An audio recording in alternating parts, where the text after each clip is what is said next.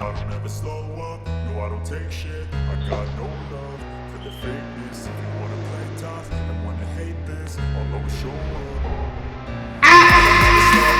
No I don't Assalamualaikum warahmatullahi wabarakatuh teman-teman semuanya, terima kasih. Ini adalah perjalanan kami di episode 2, perjalanan traveling education. Tentunya hari ini Pak Hadi sudah berada di Merak, Kota Cilegon, Provinsi Banten. Nah, daerah Merak ini ternyata untuk akses pendidikan difabel itu masih minim, bahkan masih belum ada. Jadi teman-teman yang di Merak, masyarakat difabel yang di Merak itu sekolahnya rata-rata ke kota dengan perjalanan menempuh kurang lebih 30 sampai 1,5 jam. Ikuti terus perjalanan ini. Setelah ini Pak Adi pengen ketemu Pak Lurahnya. Kita ketemu, kita sedikit kepo untuk masalah pendataan. Difabel itu ada berapa yang sekolah, dan tentunya kita ingin menemui masyarakat-masyarakat difabel. Nggak tahu nih kita bakal ketemu siapa ya. Pokoknya semoga harimu Senin terus.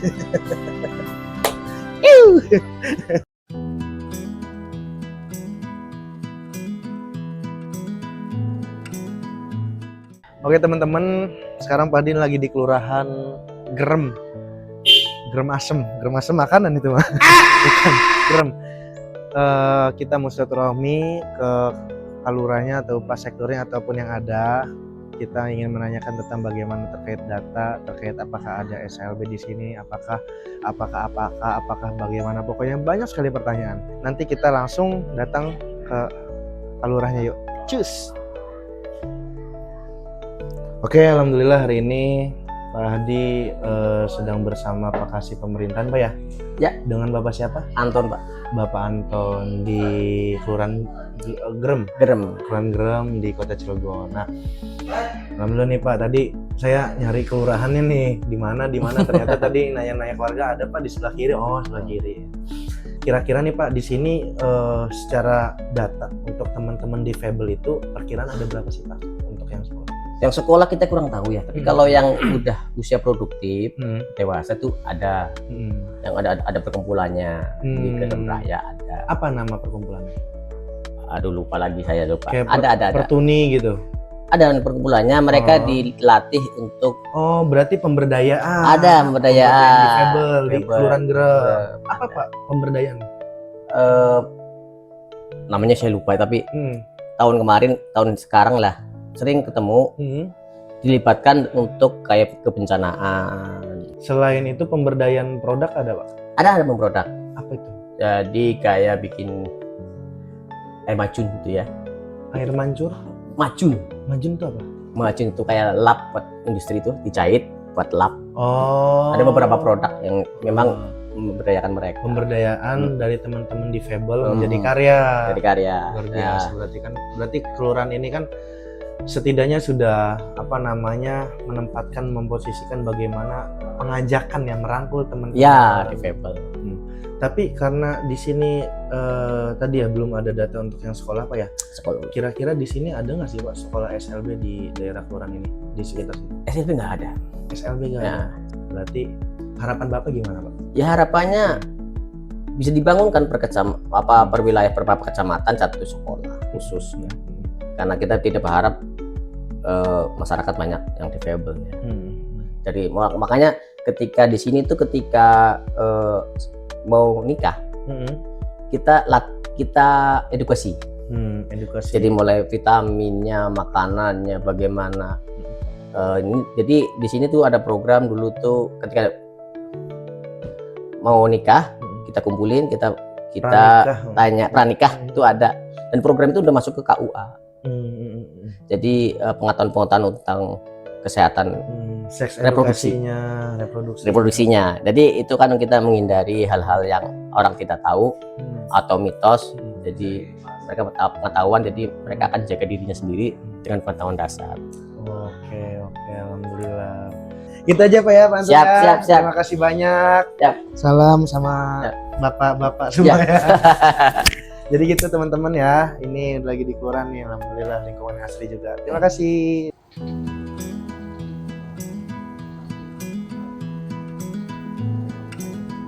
Ya ini alhamdulillah sudah sampai di salah satu masyarakat yang ada di Merak ya. Ya, assalamualaikum. Alhamdulillah. Jadi Sahdan ini adalah salah satu difabel CP tunadaksa. Cerebral palsy itu keadaan sensor motoriknya tidak pada umumnya. Tapi dengan keterbatasan itu dijadikan suatu hal yang keren. Nanti kita ngobrol lah banyak sama Sahdan ya. Katanya juara lari juga loh. Mama selama Sahdan kelas 2 SMP kurang lebih itu hampir 10 tahun ya? 10 tahun. 10 tahun nganter jemput Sahdan ya? Iya. Berapa? Nganter jemput Sahdan malah ditunggu. Nganter nunggu Nganter pulang. Selama Dengan 10 tahun luar 10 biasa. Dengan dari jam 7 istilahnya ya Pak, pulang jam 12 terlalu Siang. banyak nyita waktu di sekolah Sahdan kan. Iya. Perjalanan itu sekitar berapa jam? Setengah jam. Setengah jam ya. Setengah jam sampai 1 jam lah kalau lagi macet ataupun lagi santai gitu. Jadi memang di daerah Merak ini akses. Emang di sini nggak ada sekolah mah? Nggak ada kalau untuk SKH tuh. Untuk SKH. Nggak ada. Pokoknya dari kecamatan Purwakarta ya. Purwakarta termasuknya ya. Oh iya. Purwakarta, Grogol, Pulau Merak itu nggak ada. Pulau Merak terus kalau nembus ke Bojonegara ya? Pulau Ampel ya. Pulau Ampel, Bojonegara. Pulau Ampel, Bojonegara, Suralaya. Itu kan larinya semuanya ke Cirebon. Nggak ada lagi akses SKH itu nggak ada di Pulau Merak. Kira-kira di daerah sini aja mah ada berapa anak? Sebenarnya banyak untuk tunagrahita ya. Untuk tunagrahita aja dulu ya Pak ya. Kalau tunadaksa tunagrahita itu ini ya. IQ rendah. Betul, IQ di bawah rata-rata. Biasanya ke mental ya rata. Sebenarnya banyak untuk tunagrahita itu banyak. Cuma ya itu kendalanya ya transportasi, terus ya biaya aja ya transportasi, terus kadang orang tua juga enggak anak saya bisa seperti itu kan. Tapi kenapa kalau setiap melihat Sahdan karena aku sering upload kan, kalau aku sekolah di tempat Sahdan bisa nggak ya anakku seperti itu ya. Kan aku berpikir gini, gimana orang tuanya, kalau orang tuanya mampu bisa tanpa memikirkan rumah berantakan, adiknya harus gimana, itu bisa sebenarnya Mas. Itu tuh sebenarnya itu semangat orang tua dari pihak laki-laki ataupun perempuan untuk menyemangati anak itu sendiri. Kalau Sahdan juga kalau sepertinya enggak Bu aku capek, enggak Bu aku enggak mau, enggak itu mah susah, tapi karena saya kamu bisa, kamu bisa apapun yang kamu lakukan selagi kamu istilahnya nyaman dengan itu kamu bisa. Sahdan, kelas berapa sekarang? Udah aman. Sahdan ternyata kelas 8 dan ya? 8. Karena Sahdan ini jago banget larinya. Cita-cita kamu pengen jadi apa sih emang? Baik. Lari apa, atlet internasional? Iya. Kemarin terakhir juara berapa? Nggak ada event sih. Nggak ada event. Cuma kalau yang di tingkat provinsi juara berapa? 2. Juara 2 nih, keren. Terus lagi apa? Pengen butuh sepatu? Sepatu apa merek ya? Ada. Ortus, tuh brand Ortus. Awas nggak mampir nih. Ini ada pelari keren ini dari Cilegon, pelari culture ya. Ukuran sepatunya berapa Dan? 39.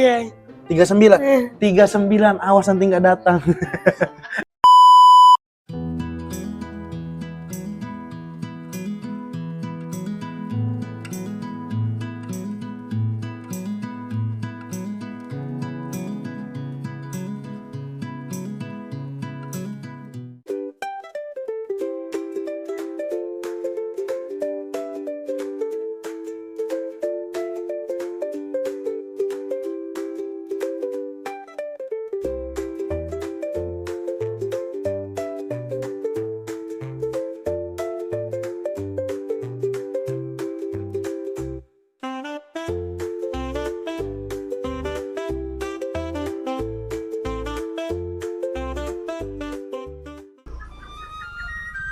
Bu jatuh tuh Bu.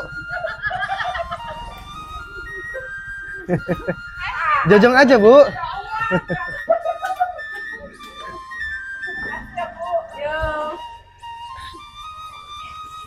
Bisa bro. Dan gitu aja. Pak Hadi mau langsung pamit. Kamu semangat sekolahnya, oke? Semangat belajarnya ya. Salim dulu yang bener. Sayang bro. Jangan malu-malu ya. Kamu emang aku cowok apaan? Semangat ya bro. Insya Allah. Pokoknya kamu harus jadi pelari nomor 1 di Indonesia. Harus bisa bawa nama baik Indonesia ya. Oke? Semangat. Terus mimpi mah jangan kendor. Ya? Pak Hadi mah yakin sama kemampuan Syahdan. Assalamualaikum. Yo bro. Oke? Udah aja. Udah mah. Enggak, Bu. Aduh nggak boleh ini. Namanya gratifikasi ini. Mah kok langsung dimasukin ke itu? Salah motornya enggak? Nggak boleh nih. Aduh jadi enak. Ya mah gitu aja ya. Adi pamit ya Mah ya. Makasih banyak iya. Teman-teman semuanya dimanapun berada. Poin penting hari ini adalah tentang bagaimana perjuangan seorang tua atau seorang ibu di sisi lain tidak untuk melahirkan tapi untuk membesarkan dan bagaimana anak itu bisa menjadi yang sangat sukses. Intinya ketika kita diamanai teman-teman difabel sebagai orang tua, kita harus benar-benar merasa menerima keadaan apapun itu. Karena kalau nggak salah itu ada hadisnya, inama qadarullahu khair. Sesungguhnya takdir Tuhan itu lah yang terbaik. Jadi jangan ngerasa takut, jangan merasa pesimis, jangan merasa depresi. Mungkin nggak apa-apa kita harus melakukan rasa itu, tapi hanya sebatas hitungan waktu saja. Jangan terlalu berlarut-larut. Karena anak-anak difabel itu punya impian yang begitu besar. Jangan lupa like, share, and subscribe untuk channel ini. Terima kasih untuk mengikuti petualangan Traveling Education yang episode 2. Kira-kira kita kemana lagi ya? Komen dong di kolom komentar.